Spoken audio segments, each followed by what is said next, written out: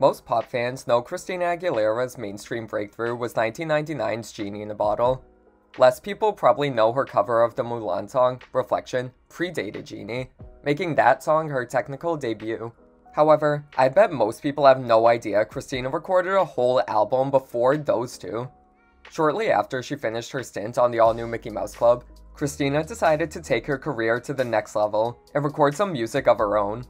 Producers Robert Aleka and Michael Brown would work with her throughout 1994 and 95 to create what was essentially a demo tape that, according to both of them, would never be commercially released. Christina co-wrote on each of the 12 tracks, which is pretty impressive considering she was just 14 and 15 during the recording process, and it wasn't as common back then to see such a younger singer writing or co-writing their own stuff.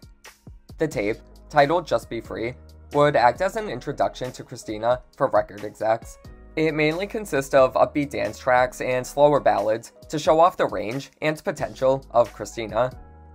The high-energy dance stuff reminds me a lot of Danny Minogue's early work, being a blend of bubblegum pop and thumping 90s dance beats. I enjoyed those tracks the most, as the ballads can be a little bit rough. No shade to Christina at all, since she literally was a kid at the time, but you could tell she hadn't really honed in her skills yet. She is a little shaky in parts, and her delivery can be a little flat, but again, she was 14, I think she gets a pass. Just Be Free wasn't exactly warmly received by record execs, and Christina wouldn't get her huge breakthrough until 1998's Reflection, released through Walt Disney Records. I could see why the execs were less than impressed with Just Be Free. Even though I personally enjoy them, the dance tracks really weren't the best idea for Christina. They sound just like anything else from the time, and the ballads really aren't that much better. Again, I hate to criticize since she was just a kid, but I'm sorry, they just sound like Whitney Houston rejects to me. The worst song, in my opinion, is Dream a Dream, which literally sounds like a parody Disney princess song. I guess she spent too long in the House of Mouse.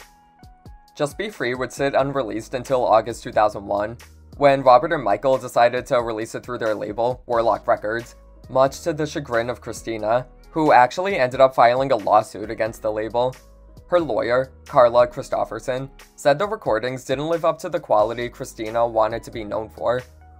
Warlock filed their own lawsuit against Christina in response, and instead of dragging out court proceedings, she allowed the record to be released with the caveat that this letter be included in every copy.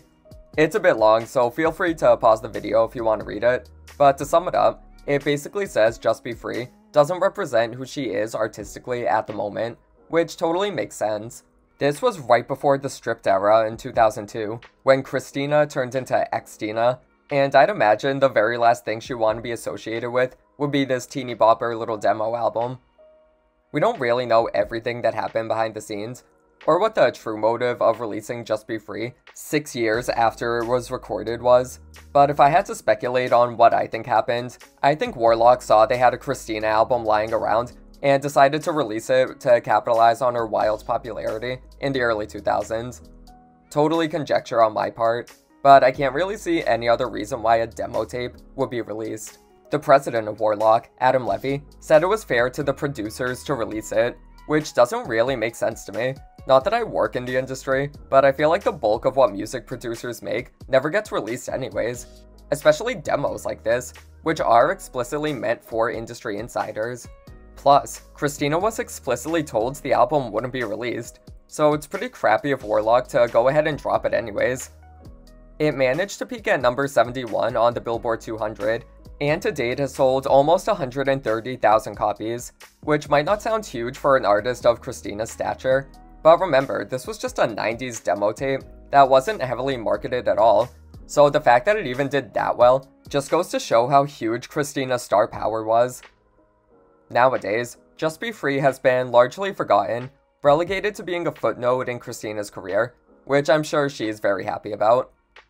Physical copies seem pretty rare nowadays, though I've seen some selling for $30 to $80 online.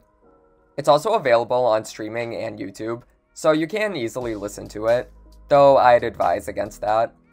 Just Be Free is a demo tape made by a teenager just so she could get her foot in the door, so its quality is obviously not the highest. The fact that it was even released is baffling in and of itself, and kind of upsetting as a huge Christina fan. She clearly didn't want these old-ass tapes being heard by anyone, but Warlock saw the opportunity to make a quick buck, and they did it.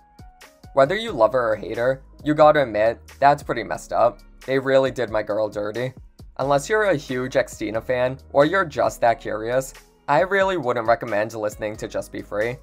Not just because of its rough quality, but because Christina wouldn't want you listening to it either. And frankly, I wouldn't mess with that bitch. But what do you guys think of Just Be Free?